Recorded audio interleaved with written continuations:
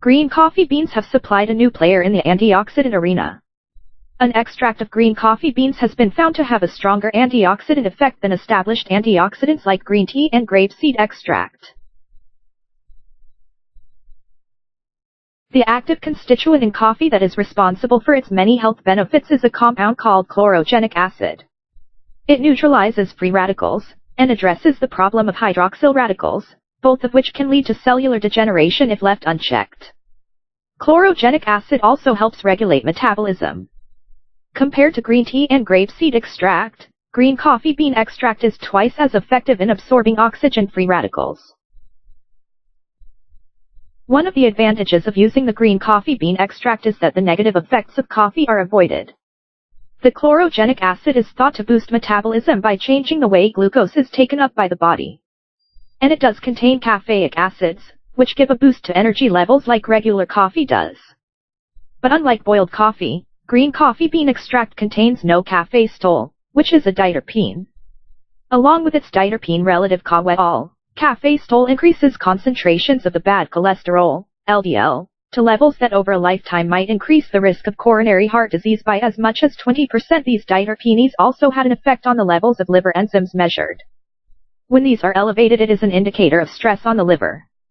However, the study that measured this found this was a transient effect, and also that the levels of liver enzymes were much lower than those with liver disease.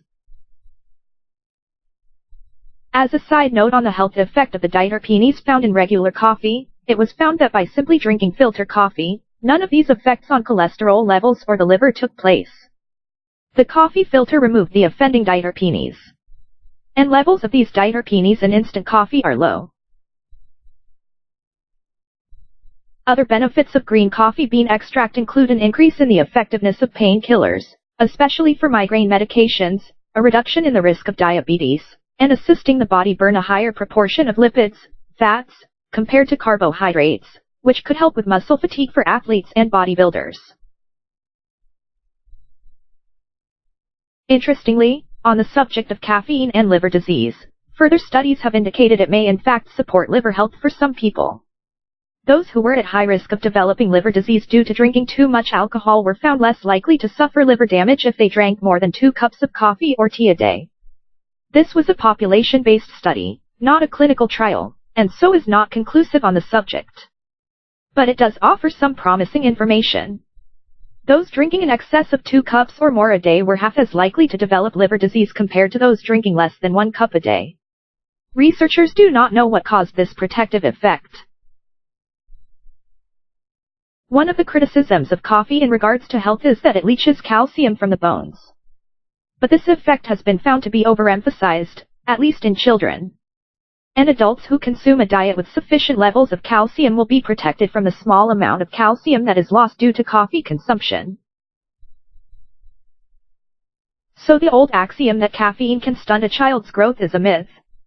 It was based on the fact that in older studies, caffeine was associated with low bone mass because those studies were done on elderly people who both drank a lot of coffee and had diets that were low in calcium. Recent studies in the US followed 80 teenagers over 6 years, and found no difference in the bone density of those with a high level of caffeine in their diet, compared to those teenagers who had little caffeine. Other studies determined that the amount of calcium lost from bones is small and can be balanced by having sufficient calcium in your diet.